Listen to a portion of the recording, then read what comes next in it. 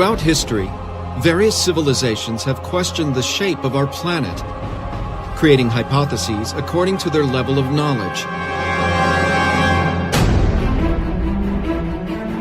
Even today, scientists around the world question the truthfulness of the sphericity of the Earth, because even though it's presented as a truth, there is no unquestionable scientific evidence in this regard.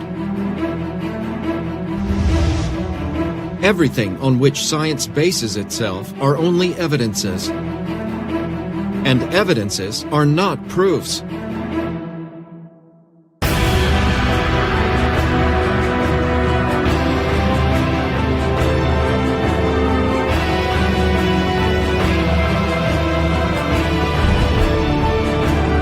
In order to bring the light of knowledge on the true shape of the Earth, researchers of Dakila and Ziggurat's Technology Center joined with other scientists in an independent research that lasted 7 years, seeking scientific and definitive proof to demonstrate that Earth is indeed round or has another shape.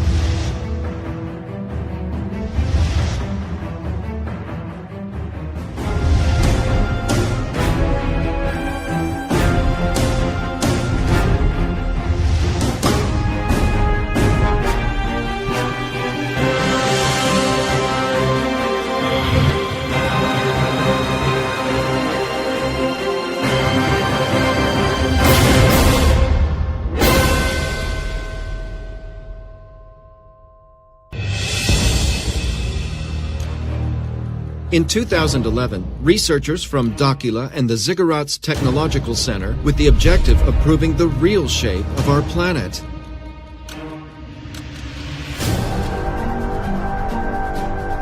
It was needed to prepare and carry out different experiments and data collection at several locations around the planet.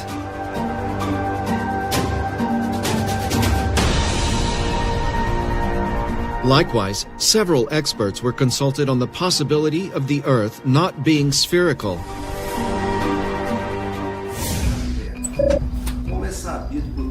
As is known by all mankind, the Earth has a spherical shape.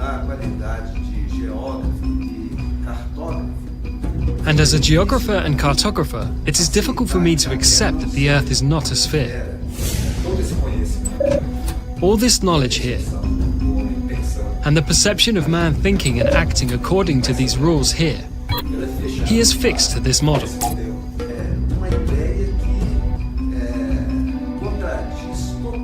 It is an idea that totally contradicts the concepts we have today of the sphericity of the Earth. It's really difficult. I, as an engineer, and I deal with the exact sciences. That's where we come from since childhood with these concepts. It is difficult for us to have another vision of this reality that we have since childhood. Because exclusively studying through this model, the struggle is very great. Because the amount of technological and scientific knowledge there is to ensure that these ideas are true is very great. The round Earth, with mathematical formulas all operative, in aviation, aeronautics, astronautics, and in satellites, all being placed with this formula. And this has been working. Water does not leave the Earth because it has a central force pulling it towards the center of the Earth, which is gravity. It makes us think that the Earth's gravity would not be the center of it. That's why I say it's a very shocking idea. So, when we deal with abstract things from the past, historical things, so there are several theories with a concrete thing settled within scientific knowledge. It is difficult. And when you break those pillars that sustain, what sustains? What sustains humanity are these pillars of knowledge that you have. So when you break one of such pillars, you dismantle a base that is considered to be true and scientific, where all knowledge of the Earth is based on that information. You break that paradigm, and it's really going to be a total unbalance for the people. I'm ready to be convinced that what I know is not worth more. Urandir and the researchers from Dakila and the Ziggurats Technological Center evaluated all possibilities for the realization of the scientific experiments in order to find proofs that determined the real shape of the Earth. We did dozens of experiments. We will only present 7, as it was enough to determine the real shape of the planet. We use the methodology of Lilarial science because the results are much more precise.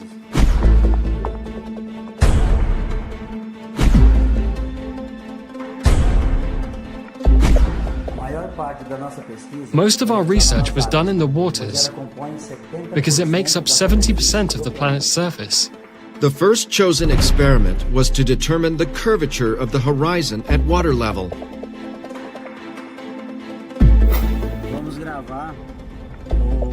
Let's record one of the main tests on the sphericity of the Earth. And this test with the respect to the masts of the ships, the distance that it is away from the coast, precisely to know if there is sphericity, if there is angulation in the Earth. The lower the humidity in the air, the further we can see. And the higher the humidity, the more distortions occur in our view.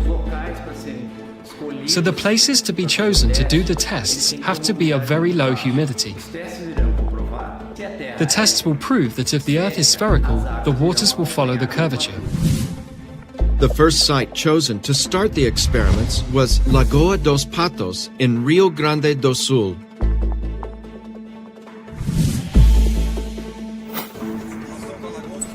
We are in Lagoa dos Patos, and there is a team. They are mounting a telescope with a great capacity of visualization and must follow the 2 boats that we will see in sequence. This image should also be registered by the cameras that are installed on the edge of the beach. We start from now on this new phase of the research, intending to travel a distance of about 40 kilometers over the lagoon, trying to show people there is a strait in this lagoon. That is, there is a flatness. And this is an objective today. One of the objectives that we will try to show, this flatness of the waters that puts in question the issue of the curvature of the globe. And the function of the ground crew is trying to perceive this displacement, to map and to generate a visual image of it.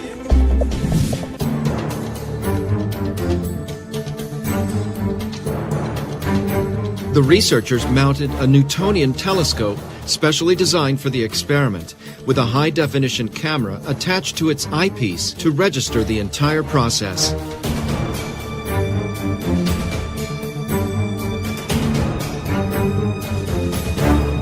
The teams used high-tech positioning equipment to ensure the accuracy of the results. Quando chegar lá, a gente passa a coordenada, mas vê se consegue localizar aqui pra...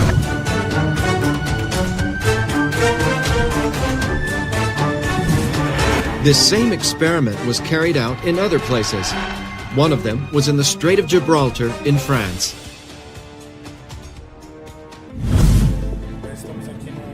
We are here in the south of France, a seaside town called Le Bagarre.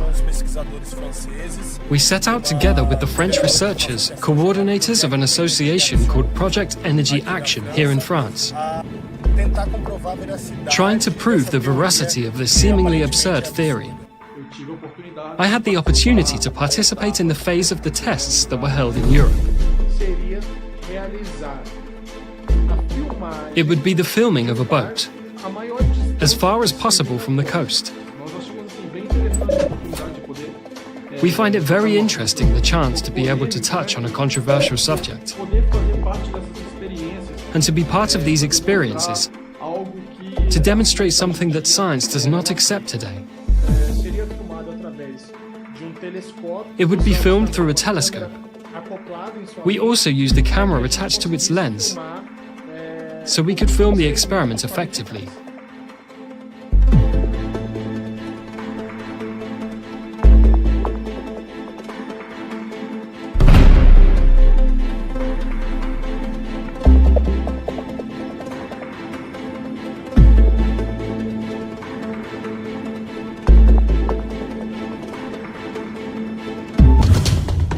This experiment was also carried out in Brazil at the Três Marias Dam in Minas Gerais.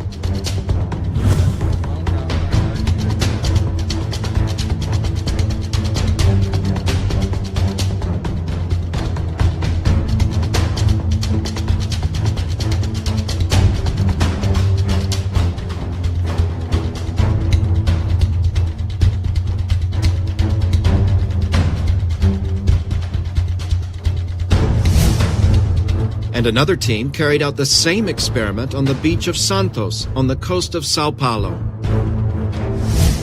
There we divided the teams in two. One stayed on the shore and the other went on a boat out at sea.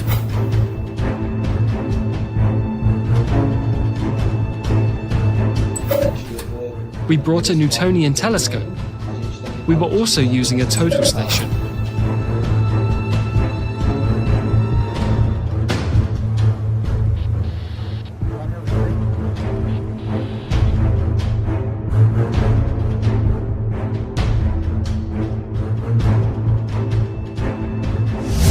Gravando vocês aqui. We are recording you here. Is that so? Tamo dando zoom aí em vocês. We're zooming in on you.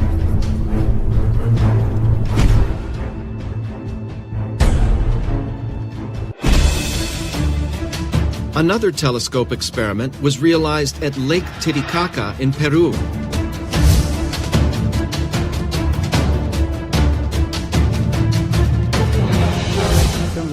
We are here on Amantani Island, on Lake Titicaca in Peru. We'll take target from this point to the Cordillera Blanca, which is the border with Peru and Bolivia that is exactly 110 kilometers from here. If the Earth was spherical, we will not be able to see. At this distance, the curvature of the Earth would have a height of 237 meters, the equivalent of a building of 79 floors.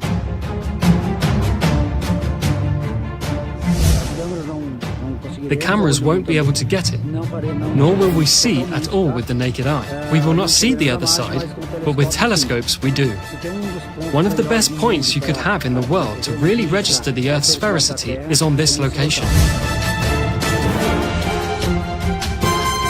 Would the team be able to see the other shore of the lake through the telescope?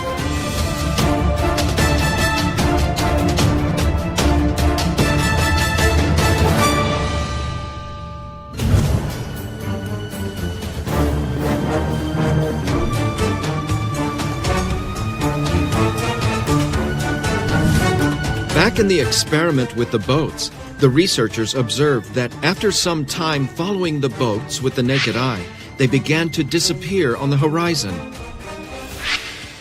First, the hull. Soon after, the boat was no longer visible. And finally, the mast goes down until it disappears completely, as the spherical Earth theory explains. When the boats reached a certain distance, it was no longer possible to see them with the naked eye.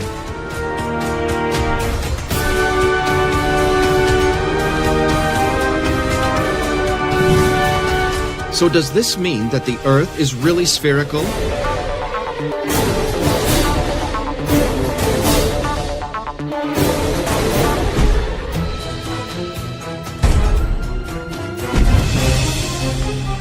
Another experiment was carried out using radio waves. Teams were separated at a distance of 14 kilometers on opposite sides of the lagoon.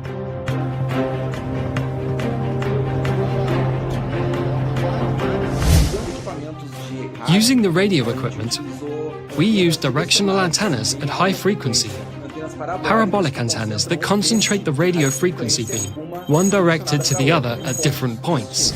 The two antennas receive and transmit radio waves at the same time, and any obstacle between them would block the communication.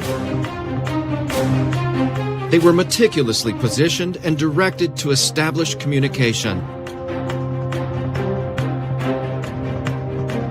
The antennas were positioned at 1 meter from the water level at a distance of 14 kilometers. At this distance, The curvature of the Earth in a spherical model would generate an obstacle with a height of 3.84 meters, the equivalent of a two-story house, which would prevent the communication.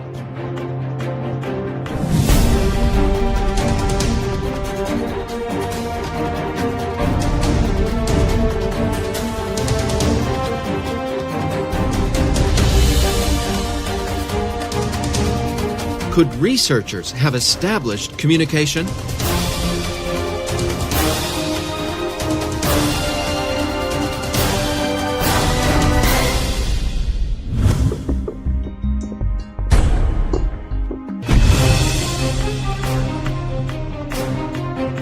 Another performed experiment was to measure the flatness of the waters with the use of light.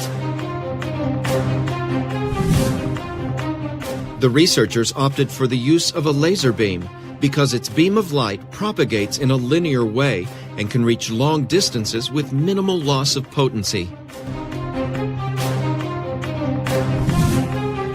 The laser experiment consisted of two teams positioned on opposite sides. One team emits a laser beam parallel to the water toward another team.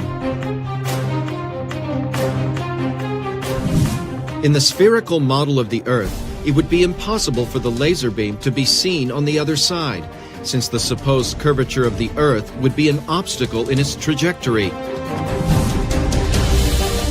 However, if the Earth is not spherical and the waters don't follow its curvature, it would be possible to visualize the laser light on the other side, for there would be no obstacles in its path. For more efficient results, this experiment with a laser beam was performed at a great distance, in the tens of kilometers, because the greater the distance, the greater the curvature of the Earth would be in the spherical model between the 2 points, which would prevent the laser beam from reaching the other side.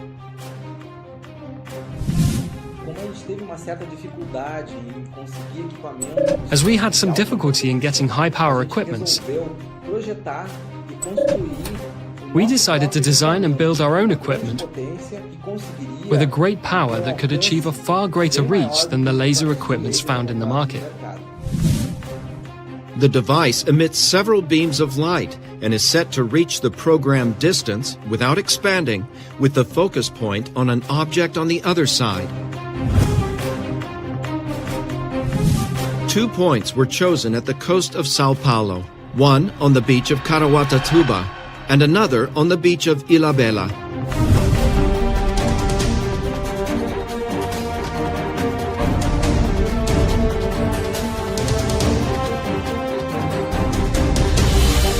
The team prepared the equipment during the afternoon to conduct the experiment at night. The devices are positioned at a height of 1 meter above the water level, directed towards the team on the opposite side. The whiteboard or light receiver is 1 meter from sea level. The distance is 15,000 meters, 15 kilometers. With the equipment ready, it's time to start the experiment.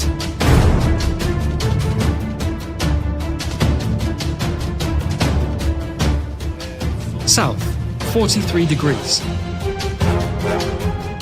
This is the moment of truth. If the light is not visible on the opposite shore, it will be an indication of the sphericity of the Earth. Down. Try to go down more. All right, this position is good. Try to level it out for now. There. A little bit more. A little bit. There. Did the laser light hit the other side, which would question the theory of the spherical Earth?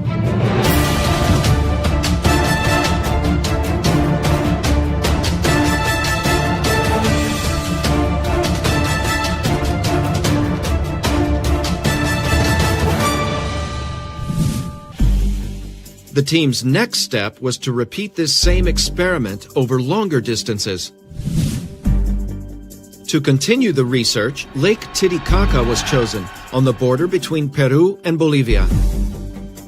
One team was in the town of Juli in Peru, and another on the beach in Copacabana, Bolivia.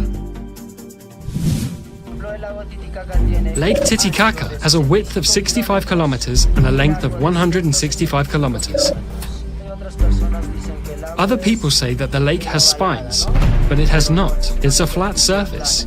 It is a mirror Lake Titicaca here in Peru. If you look, for example, 30 to 40 kilometers, the lake looks flat.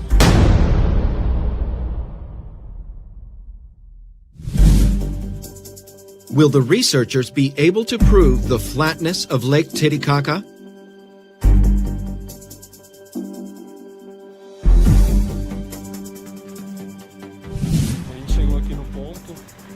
We got here on the site, right on the side of the road. Down there in the center of the display is the town of Copacabana. For me, from what we are seeing here, the theory of water flatness is very convincing. But we will seek more evidence. It needs more results. We are Team 2. Team number 1 is in a town called Huli, also on the beach of Lake Titicaca. So here we are on the same level as them. There, team number 1 is approximately 2 meters above the level of Lake Titicaca. We are here 1 meter and 35 from the sand, and about 40 centimeters from the water level, as you can see there. The teams are in position. All equipment has been checked. And the experiment begins. That's good. Leave it there. We're pointing the laser. The laser is then fired. It hit it. There. To our right. To our right. A little bit to the left. Right there. We will blink.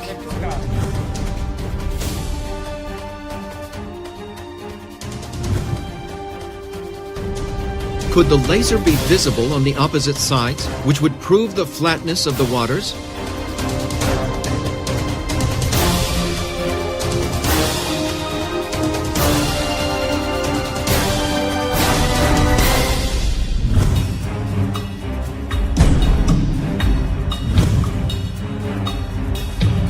An unprecedented experiment developed by the researchers was to measure the geodesic curvature between 2 buildings over a long distance using high-precision GPS.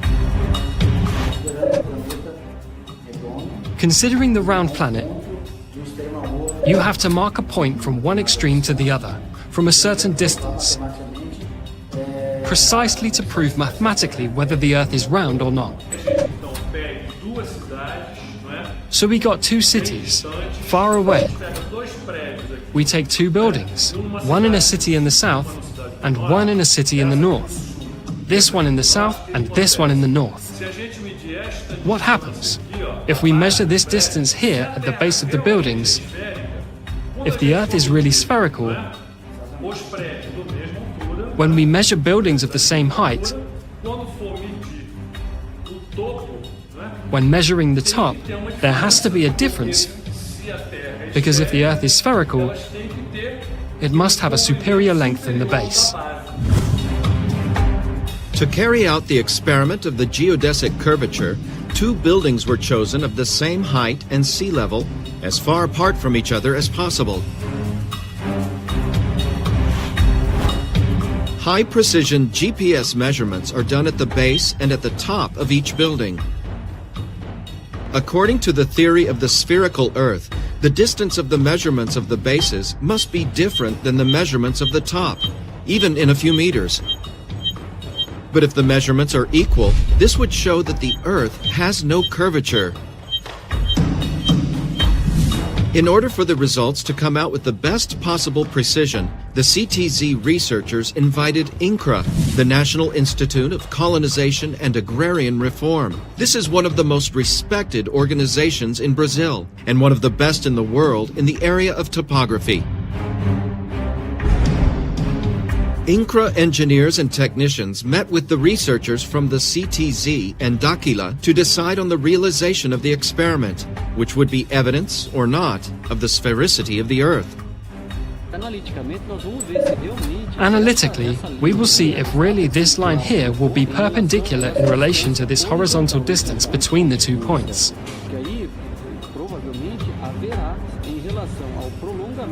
There probably, in relation to the extension of this perpendicular line, to that baseline, I believe it will be larger. In the view of the INCRA technicians, the measures will be different. If this is true, it'll be one of the strongest evidences that the Earth is actually spherical. The first building chosen was at Torres Beach in Rio Grande do Sul.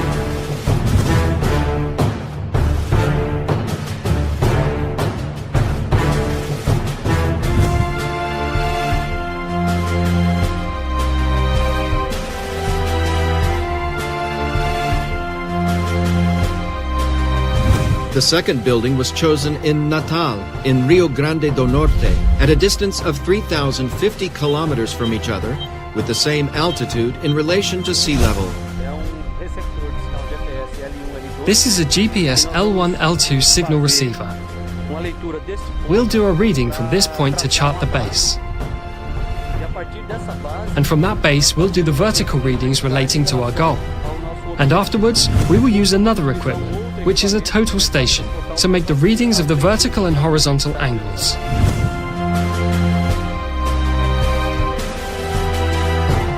To what conclusion did INCRA surveyors arrive in relation to the curvature of the Earth?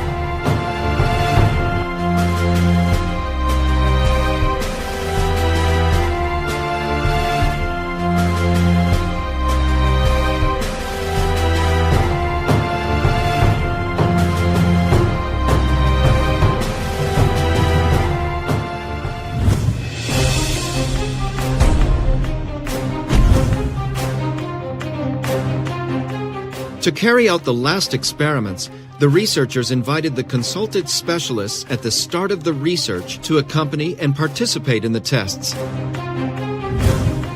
Paulo Cesar Parra, civil engineer and geotechnical engineer, and a specialist in dam projects. It's difficult. As an engineer, and I deal with the exact sciences, we carry this from childhood with these concepts. It is difficult to have another insight of this reality that we have since childhood. Mauro Diaz, geographer and cartographer, specializing in aerophotogrammetry. As is known by all mankind, the Earth has a spherical shape. And for me as a geographer and cartographer, it is difficult to accept that the Earth would not be a sphere.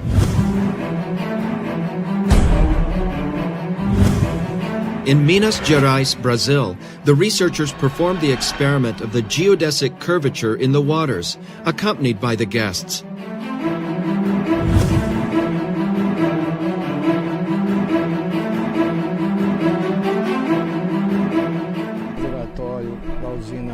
We are here in the reservoir of the Três Marés hydroelectric plant. We have the complete team. We are going to start the verification of the horizontality of the water here in the reservoir. It is a large reservoir. We are in a stretch that will give us up to 18 kilometers. The test aims, in other words, the following. The dam has a certain level. If the leveled GPS measures give the same, this means that there is no curvature of the Earth. If the measurements are different, then this means that there really exists an Earth curvature in relation to sea level. We are with a geodetic GPS already installed here. The surveyor is now going to another point, taking another point to start a triangulation, thus verifying, through this process, verifying the horizontality of the water. This first point in the elevation in relation to the sea level is of 556 meters altitude, so we're going to hit more than 3 points. This equipment, the geodetic GPS, we have two devices. One installed here to get this point, and the other goes to the other points.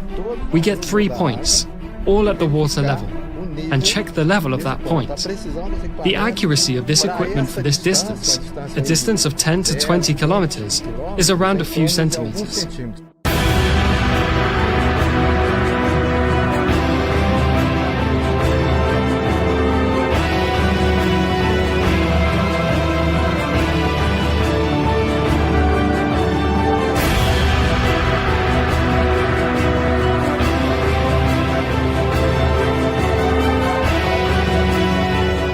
Engineer Paulo Cesar Parra supervised the entire experiment thoroughly. Okay, we'll pass the coordinates now.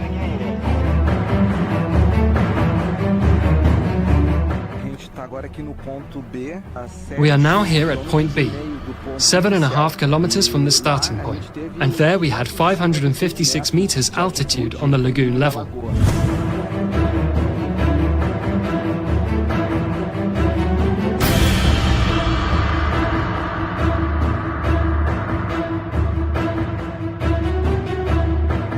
What will be the results of the 3 points measured by the researchers?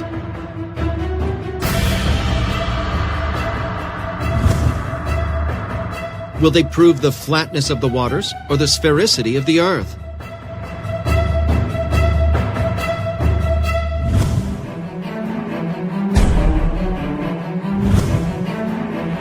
The researchers returned to the Tres Marias Dam, together with the guests, to carry out the experiment with a laser.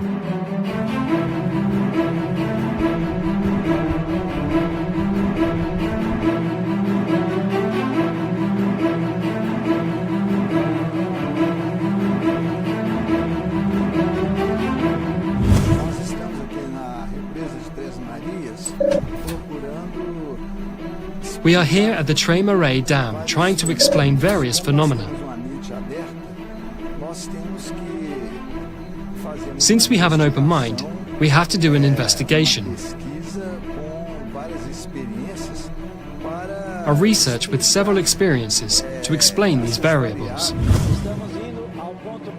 We are going to point B, 18 kilometers from point A, where the first group is. We will perform the laser test at this distance just to check the Earth's curvature.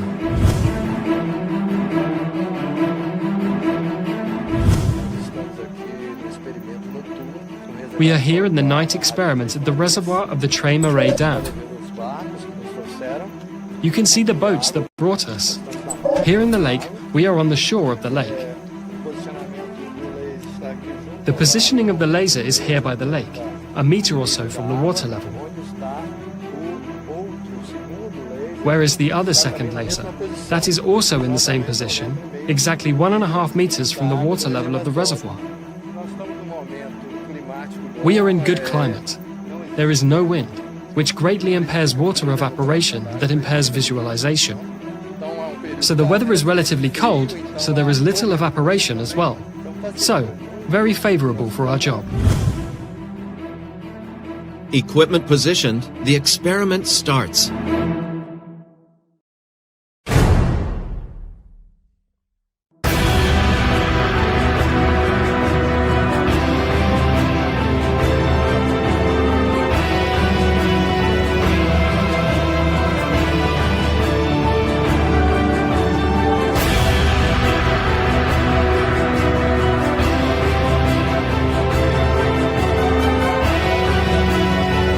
Experiments performed.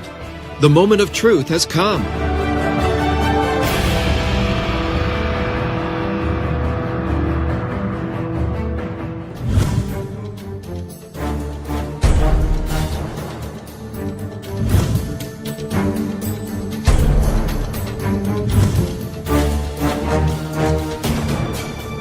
To what conclusion did the researchers arrive in relation to the experiments with ships?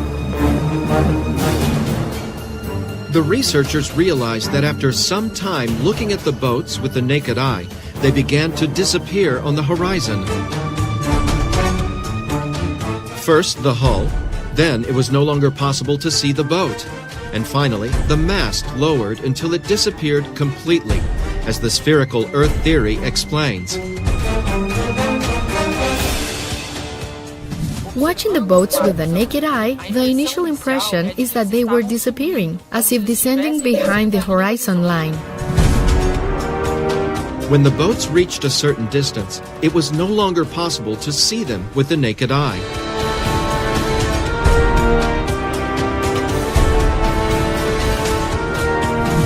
For a moment, we were a little frustrated to be in the place to prove the sphericity of the air, as with a naked eye, we could easily come to that conclusion. Does this mean that the Earth is even spherical?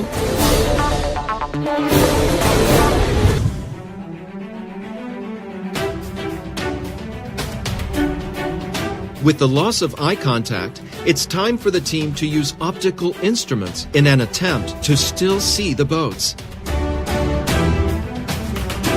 If the boats are still visible through the equipment, it's proof that they have not traveled below the horizon.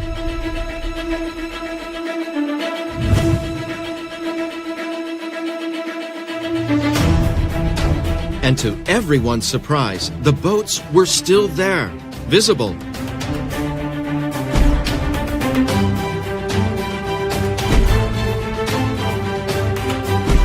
The researchers realized that the images of the equipment presented some optical phenomena.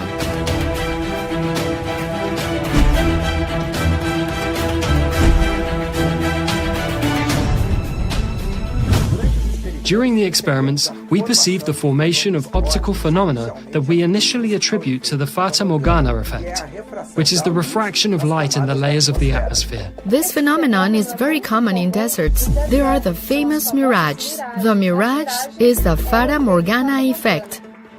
A formation of images occurs, virtual images that are not real at specific points. Through the observations and the collected data during the experiments, we were able to determine that the optical phenomena had a certain pattern. After some distance, we began to have a visual loss, which increased to a distance where our direct vision was compromised. When we lost the view with the naked eye, we used optical equipments, in this case the telescope, and the boat was still there. Only we realized that it was an inverted image, a mirror image. We realized that the real image was practically disappearing, and we had the formation of an inverted virtual image, an inverted mirror image, when the angle of incidence of light on the surface, in this case water, tended to zero. This occurs because of the mirroring effect, where the reflection of the image occurs. This phenomenon we recorded for the first time in Lagos dos Patos in Rio Grande do Sul. During the research, we sensed that each state of experiments was complementing the other. With the unfolding of the experiments, we perceived that the optical instruments amplified the visual phenomena. In the case of the use of Newtonian telescopes, in which its optics, which is of extreme precision, amplifies thousands of times the capacity of the human eye, could see things that we did not see. This led to amplifying the visual phenomena we observed during the execution of the experiments. We deepened the studies, and we could determine that most optical phenomena, which are attributed to the refraction of light, called Fata Morgana effect, actually occurs by reflection. It is a reflective process of light on a surface with an angle tending to zero. With the observations we make, we have been able to promote a new physical theory that explains the Fata Morgana effect from a new optic, a new point of view. We call it the theory of optics applied to visual phenomena. This conclusion helped us explain three phenomena that we know are illusions. Why the boat seems to disappear going down the horizon line, why first fades the hull and then the boat, and why when an observer is taller can see farther. We conclude then that boats don't descend at the horizon, and that we lose the ability to observe them, to see them in function of an optical phenomenon. With this experiment, one of the main arguments of the spherical Earth theory, that boats disappear on the horizon due to the curvature, is totally refuted. This is the first proof of the flatness of the waters.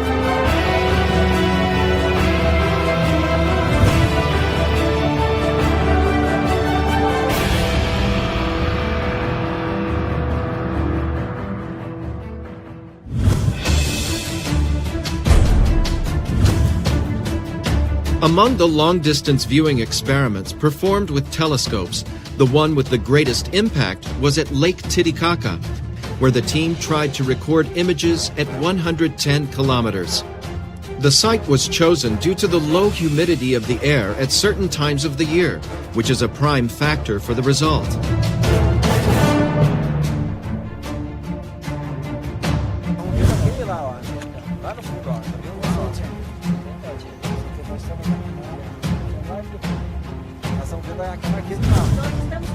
We are talking here with a boatman of the boat May 3.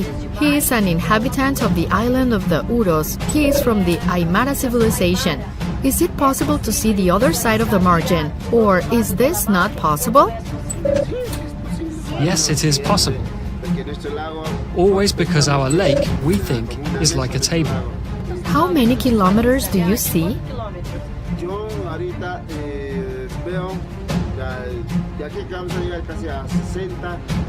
I can see almost 60 or 50 kilometers.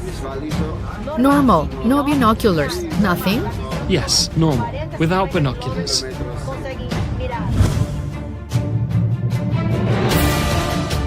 With the telescope, the team was able to record images at a distance of more than 100 kilometers, which would be impossible in the theory of a spherical Earth, as the curvature would have a height of 237 meters, equivalent to a 79-story building. This experiment is yet another proof that the Earth cannot be a sphere.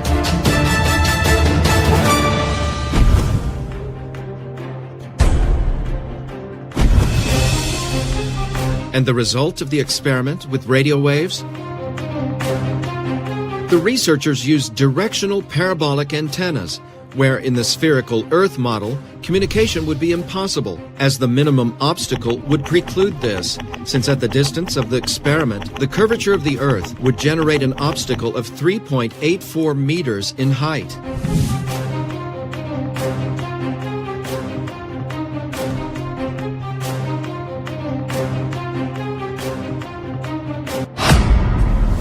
We have connected.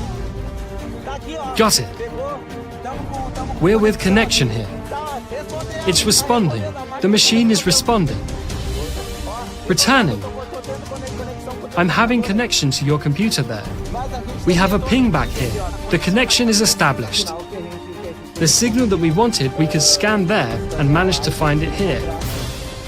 Communication was established. It has been proven that at this distance, we have been able to establish communication. We know that any interference in the way would mean not achieve communication. The test with radio waves was, let's say, unusual. Because at the time, we set our antennas, and with the design of the spherical Earth, we started to work with almost complete obstruction of the Fresnel zone, which is the region where the propagation of radio waves occurs, which would make communication impossible between the 2 points. However, with the idea of leveled waters, we would already have approximately 50% of the Fresnel zone unobstructed, which could allow communication between the 2 points, even if precarious. And how it happened. This is yet another proof of the flatness of the waters, refuting the spherical model of the Earth.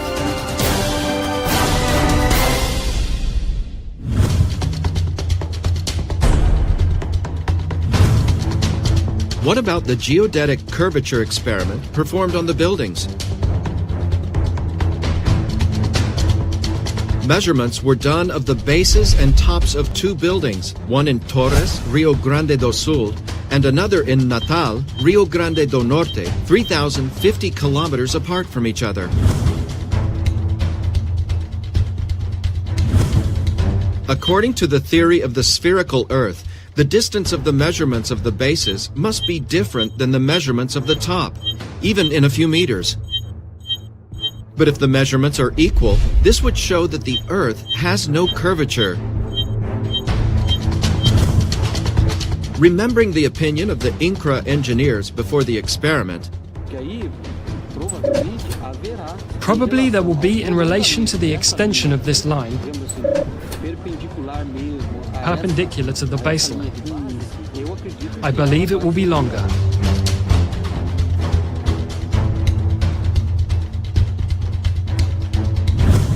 Thinking of the Earth as a globe, the initial expectation was that the measurements were different.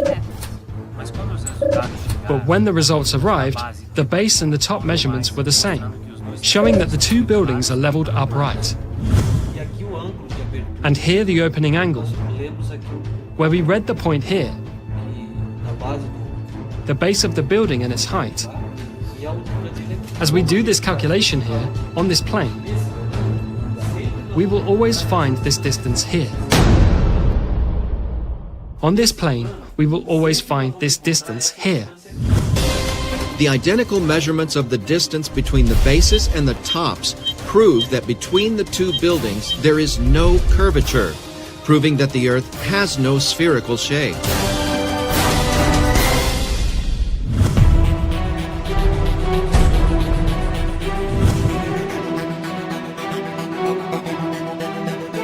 In the experiment of the geodesic curvature in the water, 3 points were obtained with a high-precision GPS on the Tres Marias Dam in Minas Gerais, whose extension exceeds 70,000 meters.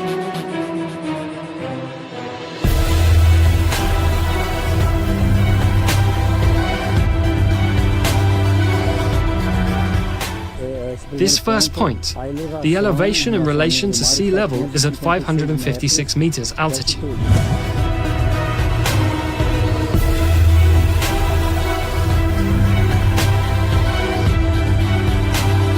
The second point also presented the same result, 556 meters of altitude.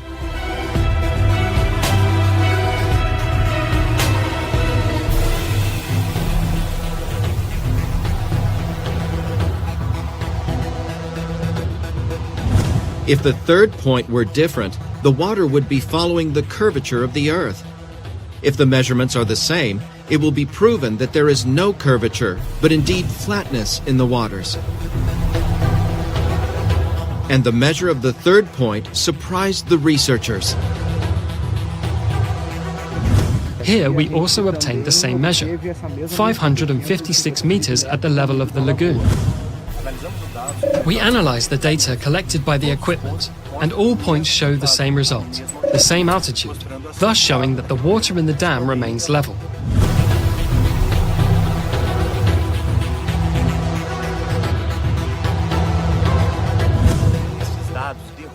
These data overthrow the theory of sphericity, because according to this theory, the water should follow the curvature of the Earth. Only in a curve there is no level. The 3 altitude measurements were identical, proving the leveling of the water, proving that the Earth has no spherical shape.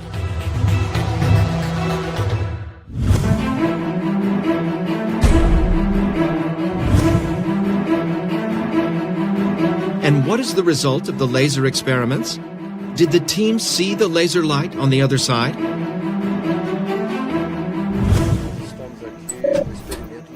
We are here in the nocturnal experiment in the Tres Marias Reservoir. We are on the shore of the lake. The positioning of the laser is here by the lake, a meter or so from the water level where the second laser is. It is also in the same position, exactly 1.5 meters from the water level of the reservoir.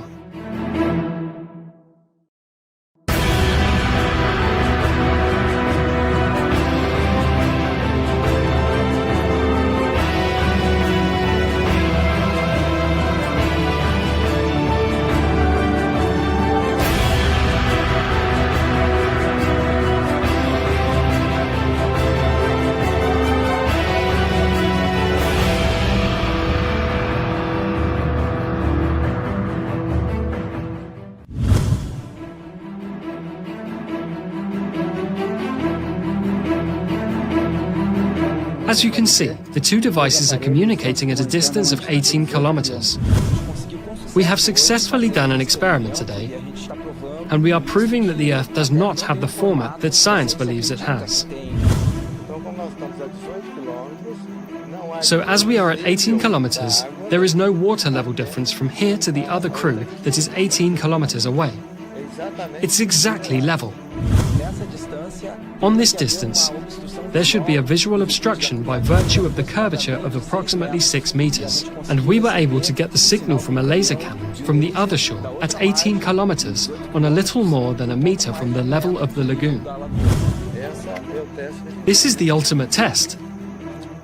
There is no curvature. To guarantee the accuracy of the result, the researchers decided to conduct a surprise experiment.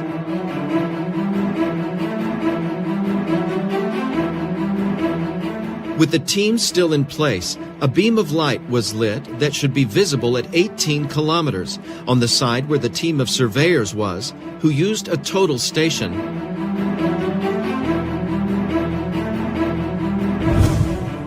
At that distance, the Earth curvature would have risen 6.3 meters, equivalent to a 3-story building.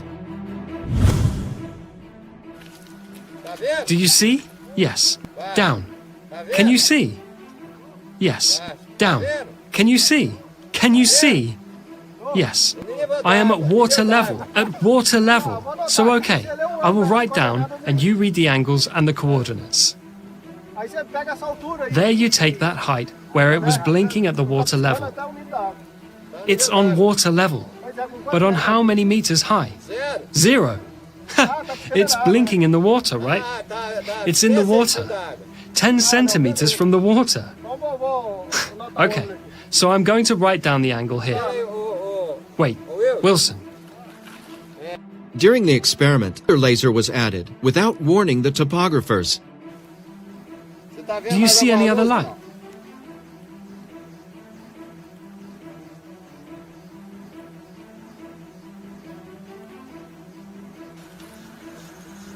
I see it. I did see. I saw a laser now. He did see. He saw the laser. It die off. Lower the laser. All right, wait a minute, Wilson. Now I saw the laser. Did you see the laser? Not now. I saw the laser there. Lower a little bit. Do you see the light still? I see the laser there.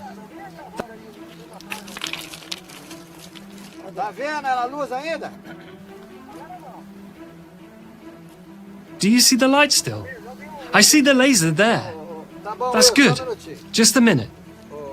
Oh, Randy, what's going on here? Dude, it's over. It's done. At the water level. It was there at 2 meters and something. Well, now it's ruined.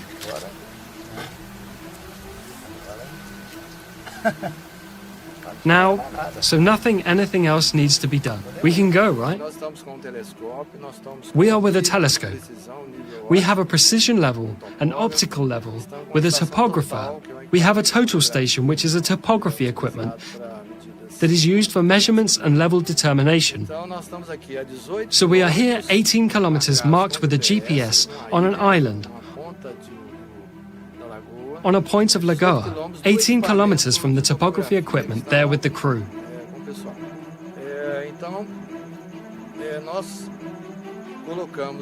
So we put a light beam, and then the topography equipment can see the light at water level.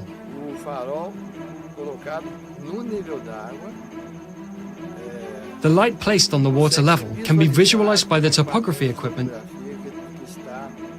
that is positioned 18 kilometers.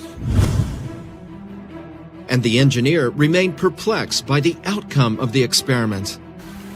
We can go, right? This is unquestionable proof that the Earth is not a sphere, for the waters are level.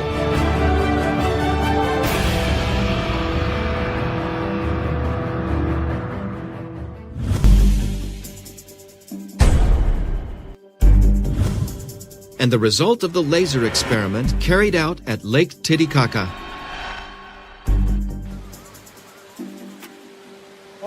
It is hitting the hill on the hill. Look over there. It is hitting a tree above us here. Look at theirs. Look at theirs. Are you pointing yours too? We're seeing. We see yours. It's just too high. It's very high. Look there. You saw. In this direction. It made it. There, it appeared again. Go. There, it made it again. That's it. Stop there! More to the left. Stop there. Stop! Through light here. It is illuminating here. It is moving there too. Here it is illuminating everything. We have already done the first tests, and the laser of team number 1 has already appeared here in the treetops that are on our side. Then the trees here have about 2 meters, 2.5 meters. So there we start directly discarding the hypothesis of the Earth being spherical. Because we are 35 kilometers away from team number 1 in a straight line from end to end, on lake level. And according to the theory of spherical Earth, that 35 kilometers should give at least 23 meters and 98 centimeters of Earth's curvature. So a light communication would be impossible as we just have had. The result was positive here. We could see the laser on the other team there, and they could see us too. More than 30 kilometers, so there was no curvature. Total flatness. The research here was excellent. Here with this laser visibility test,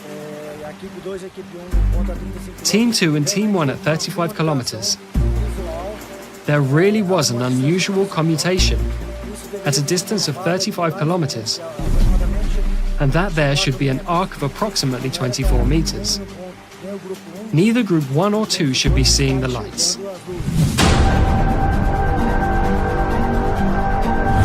But how could one project a laser beam from one shore to another, 35 kilometers away, if, in the theory of the spherical Earth, there would be a curvature of 24 meters in height, and the laser equipment was positioned at 2 meters high, parallel to the water level? Lake Titicaca has a width of 65 kilometers and a length of 165 kilometers. Other people say that the lake has spines, but it has not. It's a flat surface. It is a mirror Lake Titicaca here in Peru. If you look, for example, 30 to 40 kilometers, the lake looks flat.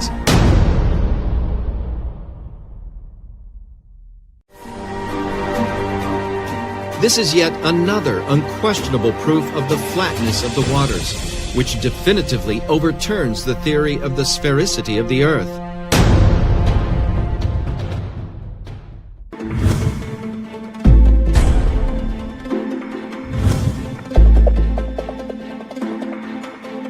Gravity is the theory that science considers as the main factor to keep everything in harmony on a spherical planet.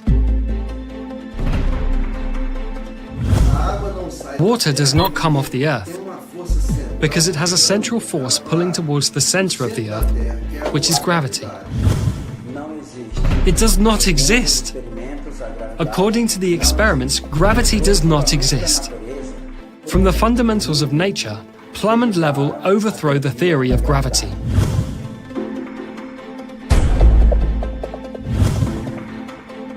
The plumb is an instrument used to gauge verticality.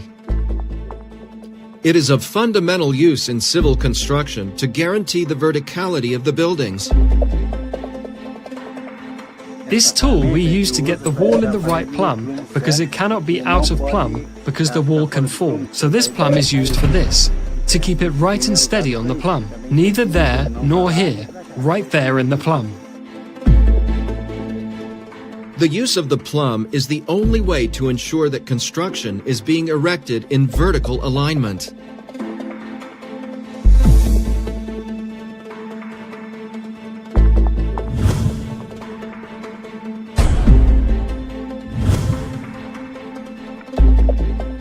The level is an instrument used to measure inclinations and is fundamental to ensure horizontality.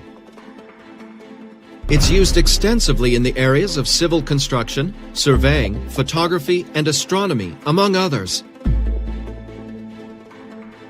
The most common model is the bubble. Any construction has to have level and plumb, because if it gets out of plumb and level, it can fall. That house can fall.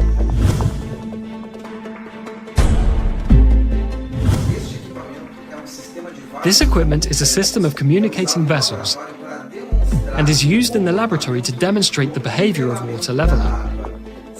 In whatever position we place the system, the water that is inside will always search its level. This behavior of the leveling can be proven not only in laboratory,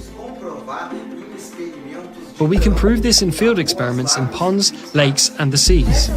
This is a micro version of what we find all over the planet, leveled waters.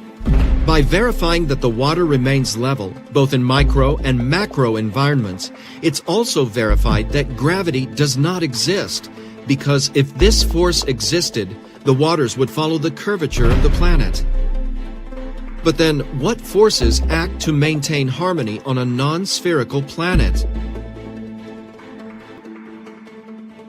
Researchers from Dakila and the Ziggurats Technology Center have concluded that among the fundamentals of nature, the four main forces that, acting together, hold us firm to the ground are magnetism, density, pressure, and light. The researchers called this set of forces MDPL.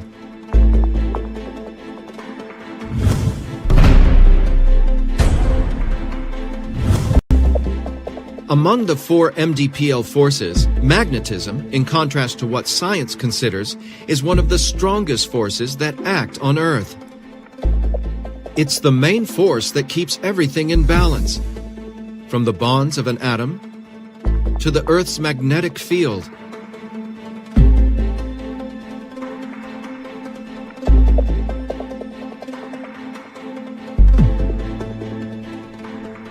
One way to study the performance of the magnetic field of bodies is to perform a simple experiment where we transform into mechanical waves the kinetic energy produced by the magnetic field in an object. This can be reproduced by throwing an object into the water. Whatever the shape of the object, the waves produced will always be circular, as they are modulated by the Earth's magnetic field. Note that regardless of the shape of the object, the waves produced in the water will always have circular patterns.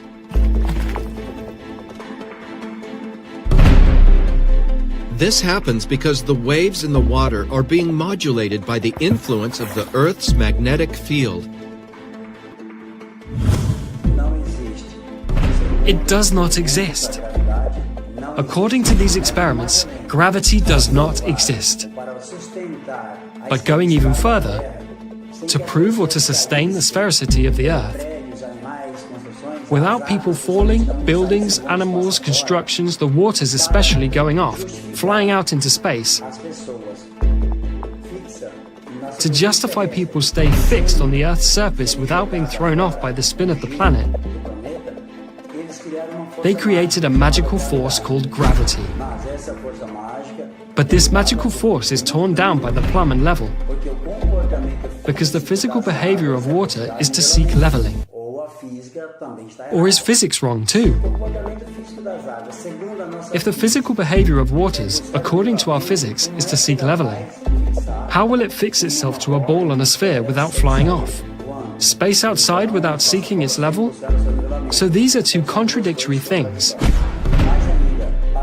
And even more, to justify the seasons, they decided to tilt a ball 23 degrees. There is no way to tilt a ball, a sphere. Impossible. Let's see, how could a planet or a ball, a sphere, be tilted and waters not get off? But it has the imaginary axis. The imaginary axis, even if there were a physical axis, what would be inclined is the axis and not the sphere. Any position that places the sphere, there is no way to tilt it but the axis. An imaginary axis, that is an illusion. If it is imaginary, it's an illusion. So it's another contradiction. They created this axis that does not exist to justify the seasons in a sphere, in a globular model. That's not possible. Well, in a sphere we certainly do not live. Because the physical behavior of the waters does not match the reality of the facts. And through the plumb and level, this theory is totally overthrown. Extinct.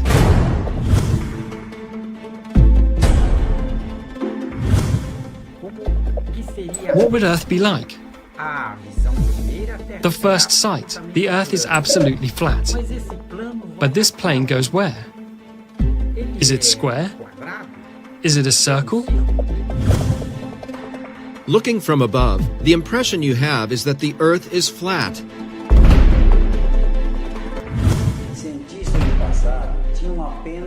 Scientists of the past had only the eyes to observe and the reasoning to create possibilities. The older ancients used a model of the flat Earth, square Earth, triangular and geoid. Later, other scientists defined the most suitable model would be spherical, geoid, putting a stake at one point and another at 800 kilometers. But he did not take into account the altitude, had no GPS, had nothing. So, there is really no way how these ideas, with the technology of today, can be considered, because everything we have today overthrows these theories. Any experiment today can prove that the globe doesn't exist. It's impossible. But then, how can we determine the real shape of the planet? The CTZ researchers collected information on the movement of the sun, the moon, and the stars in different parts of the planet. In this research, which lasted several years, images were recorded by cameras installed in all these places during the day and at night. We found several differences in the trajectory of the sun. One of the most significant was between Australia and Argentina, which are in the same tropic. While in Argentina the sun moves at about 180 degrees, in Australia it moves almost 270 degrees, which would be impossible in a spherical Earth model. Another significant example was in the Canary Islands, where a time-lapse of the stars showed a circular movement incompatible with the spherical model of the Earth. This movement would only be justified if the place were near the poles in a spherical Earth, which is not the case. We do not understand that with so many discrepancies we have found, and with the technology available today, no researcher, no scientist, no astronomer, no space agency in the world has perceived any of this. The discrepancy in the comparison of the trajectory of the sun and the stars between the different points, when related to its geographical position in the current world map, allowed to generate a new geographical model of the continents.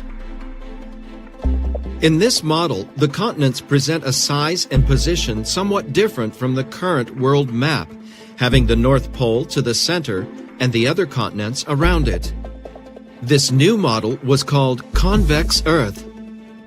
We call it Convex Earth because the continents have a convex relief, starting at the sea level, racing to the highest point, and returning to the sea level. According to altimetric analyses, all the continents present a convexity in their relief. According to the investigations, in the convex Earth, the magnetic field has the following layout, with the magnetic North Pole located in approximately the middle of the planet. Due to the magnetic field, anywhere on the surface of the planet, a compass will always point to the North Pole, as the South Pole represents its entire border. The magnetic field is also responsible for modeling the shape of our atmosphere, which takes the form of a plane convex lens. In this way, the atmosphere, formed by several gases and water in gaseous state, takes on the characteristic of a gigantic magnifying glass with a high degree of refraction, responsible for day and night. The following experiment simulates the behavior of day and night. We use a flat convex lens, a model of the continents, and an external light source simulating the sun. The result is a model of day and night in the corresponding time zones. What helped us a lot in this research was the information we collected at our own astronomical observatory of the Sjedinjene Technology Center. In this manner, the researchers concluded that the Earth is neither spherical nor geoid, but rather convex on the continents and flat in the waters. In this concept, the Earth is like a huge, misshapen asteroid floating in space, surrounded by a very high layer of ice all along its edge.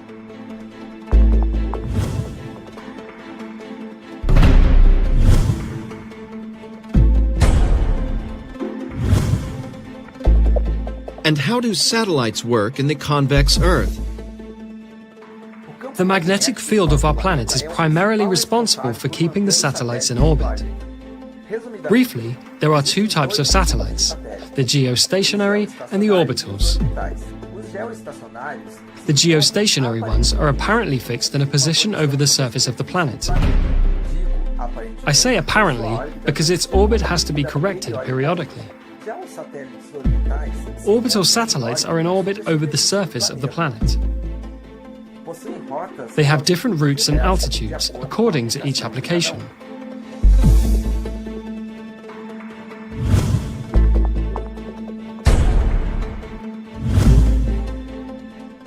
And why do Earth photos taken from space show a curvature?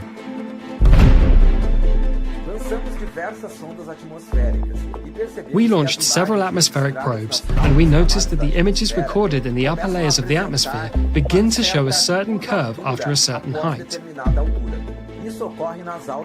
This occurs in the high layers of the atmosphere, above the stratosphere, that is. In an airplane window, you would not notice this curvature. We observed that this effect does not occur due to the supposed curvature of the planet, but due to two factors. The first, due to the large flat convex lens of our atmosphere, and the second, according to the theory of curvature of light proposed by Albert Einstein, experimentally proven in 1919. According to Albert Einstein's theory, the mass of a large object can create a curvature in space-time around it, able to bend the path of a beam of light in its vicinity. This phenomenon was called a gravitational lens.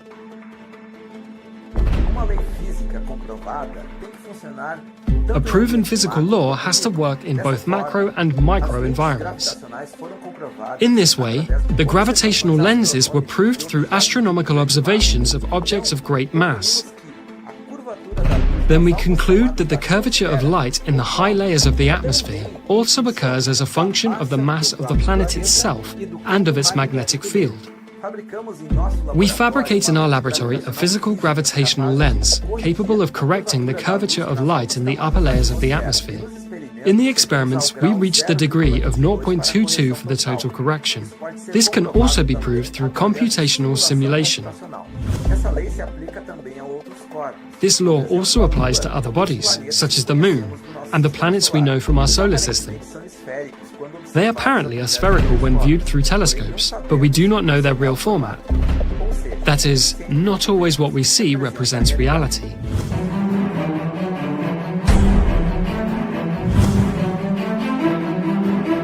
To facilitate the understanding and comprehending of the new model of the planet, the researchers built scale models of both the spherical and convex models.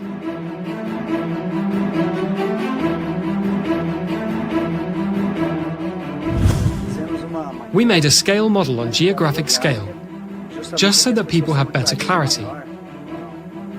A visualization that much more facilitates the understanding of what Earth really is. According to the report, according to all the research that has been carried out by our researchers, we have come to the conclusion of this format of the Earth.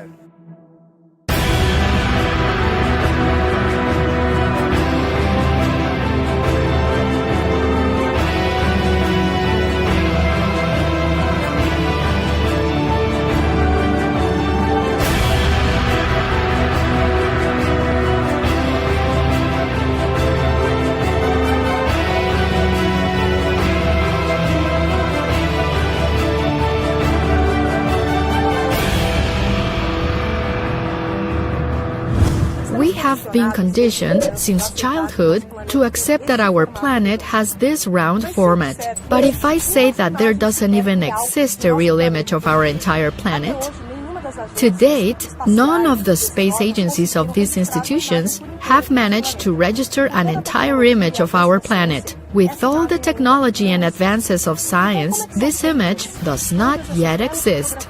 So how are they made, all those beautiful photographs we see on the internet, on posters, in films? This is very simple. Local images are taken, passed to a computer program, so they are manipulated, forged into a format we know today. This beautiful image, this photograph of the blue planet that we know, is nothing more than propaganda, just like many others we see daily. According to the research done, the calculations and measurements taken from our planet, this is not its format. The real format of our world is this. It is convex in its continents and leveled in the waters. I was hired to build a model of the globe and the convex Earth. I never thought that the Earth would have a different shape. I always believed that the Earth was a globe, an entire round sphere, all tidy, perfect.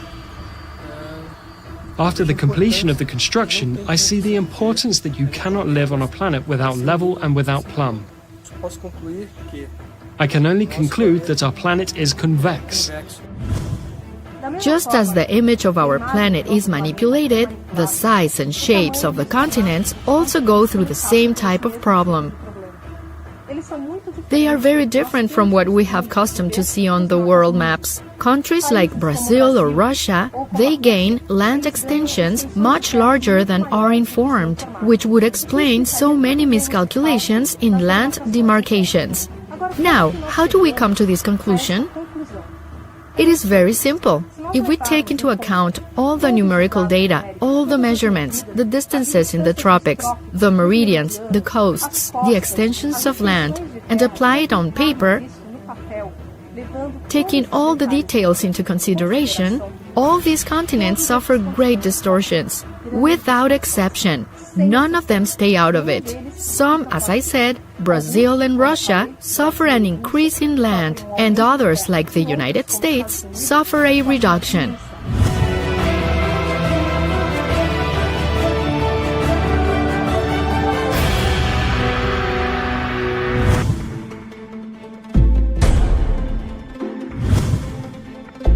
During the surveys, strong evidence emerged of the existence of a new continent. And what about the new continent that is far beyond our borders? We call it the Greater North. For those who are here in South America, heading north, so we call it the Greater North. With the help of Navy and Air Force officers, we were able to trace logistics towards the Greater North, towards Siberia, towards Russia.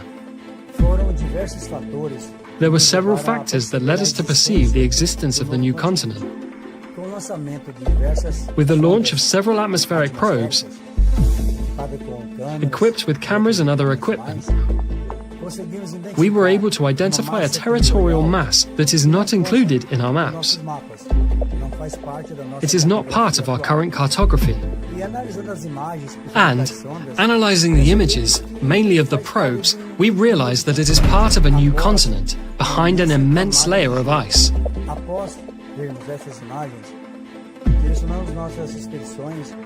After seeing these images, we directed our expeditions to the limits, where a human being or the autonomy of a ship were able to get.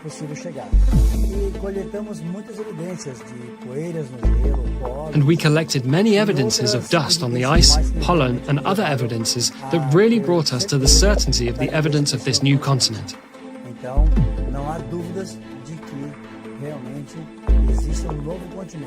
So there is no doubt that there really is a new continent, of new lands beyond the great mass of ice that impedes us to overcome. The research continues. We have not yet put our feet in this place. We only had observations from a distance, but we intend to get to this place as soon as possible.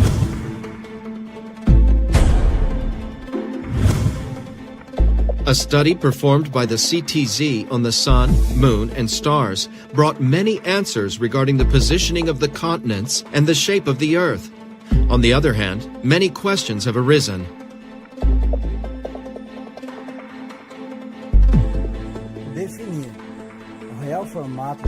Defining the real shape of the Earth was no easy task.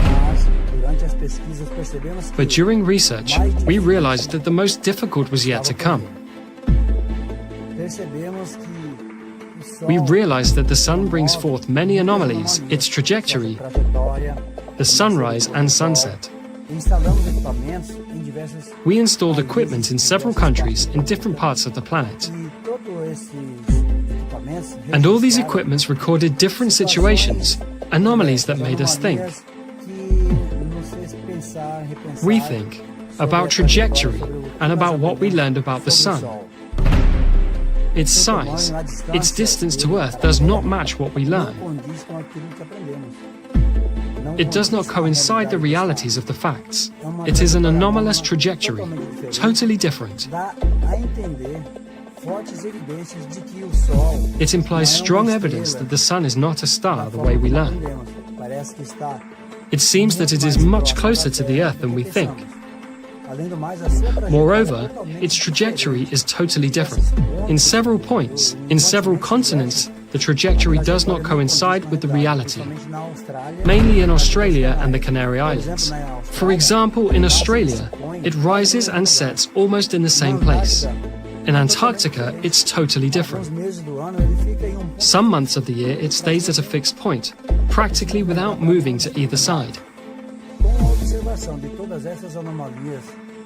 By observing all these anomalies around the world, we realize that there is a possibility that the solar system is totally different from what we have learned. It might not even exist. During these observations on the Sun, we noticed that the Moon has also a different behavior. Its trajectory is very similar to that of the Sun, and its size is also completely atypical. The impression we have of the Moon is that its size varies greatly, or its distance from the Earth varies greatly during its 28-day trajectory. There are days that it is closer, another more distant. It is as if its elliptic were totally within a different system of space out there, as if it were another reality. And because of the various anomalies observed in the Sun, the Moon and the stars, we determined that the Earth doesn't spin. It does not have the spinning motion. We can consider a gentle wobble or a gentle tilt. But sure, the land does not spin. It is motionless. The mystery surrounding the Sun is so complex that we will continue our studies. We will continue to research because it is in our interest to unravel the mystery that surrounds our star.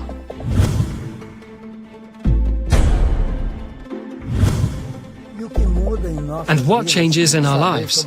Knowing the real model of the Earth changes everything.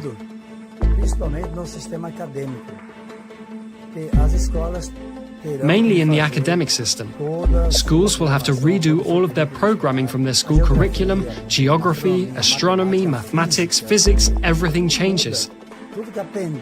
Everything we learn, the whole context, especially with regard to the model. Cartography, air navigation, maritime, fuel economy, military strategies, meteorology, climate issues, all of that changes.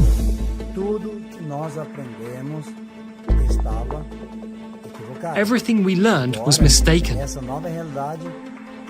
Now this new reality brings us the light of knowledge, a new vision of our world, a new perception of all we have learned, and the transformation in our life of our cultural affairs. The perception of the world, of knowledge, all pillars of wisdom. There is an immense transformation for all people without exception, so surely a change for the better. But what changes most is the search for the truth. That is what motivated us to carry out all this research. The thirst to know, the thirst for knowledge.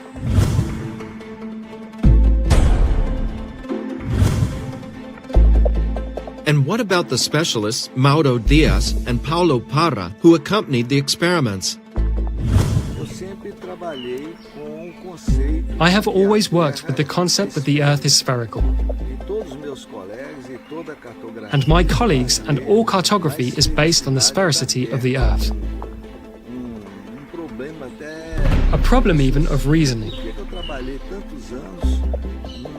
Because I worked so many years in a belief, and I will accept a new belief, variables that had to be explained. As long as I did not have this explanation, I remained with a very big doubt that tormented me and even made me lose sleep at night. I kept thinking about it. But on this trip we did here on the Trem Array Dam, we did a very important test. That is the projection of a laser at a distance of approximately 18 kilometers. And it is known in cartography and by the conception of the sphericity of the Earth that we cannot see a thing beyond 10 kilometers. So we witnessed this experience with all success. It was done at night. The laser beam projected parallel to the water mirror. The test resulted perfect and satisfactory. And we made the greatest effort, using as much as we had in our technology to do this test. We brought a laser beam, we brought theodolites, we used communication radios. So I declare concluded the basic part of this research, and I feel it is a moment of glory for us. So to finish, I know there will be a series of confrontations, doubts among other technicians, but we are convinced to get them also to do research. I think this is a very big paradigm shift for Earth science. I, as an engineer, and all the studies I did to train me and specialize in me, I always considered the Earth as a spherical shape. So I had these preconceptions. But for us to start, when we began doing the tests, and until so now, I deleted the prejudices that I had from my head, trying to imagine myself without any knowledge of the Earth, to verify whether it is spherical or not. It is clear, without a doubt, that the Earth in the lakes region is flat. There was no difference of level at all. So I know it's difficult even for you to have the courage to talk about this issue here. Many professionals have refused to talk about it out of fear of having their career damaged, their image damaged, for contradicting a theory that has been there for 2,000 years and which has never been proven in practice. In the case of the Earth's sphericity, they are thus only theories in relation to exact science. What advice would you give to the researchers, to the people who occupy the same chair as you? The important thing is to eliminate these preconceptions, because those who understand these three forces well, magnetism, density, and pressure, may have a very great technological advance, develop other concepts of transport, of energy. I think those who understand from this new knowledge, try to deeply understand, they will have a very great gain in technology. We humans of the Earth, we will have a very great gain of technology. I have learned one thing. We have to have an open mind to discuss any theory, even if it seems absurd. At first I had this difficulty of understanding this revelation. I spent months working on this. We are coming to the end and all the report.